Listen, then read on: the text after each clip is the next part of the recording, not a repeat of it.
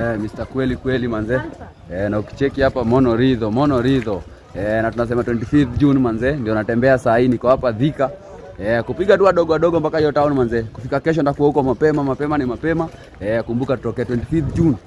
Lazima tupate justice manze. 25th June. Saa hii niko hapa hivi natembea mpaka kutoka hapa mpaka huko manze. Tunasema justice kabisa.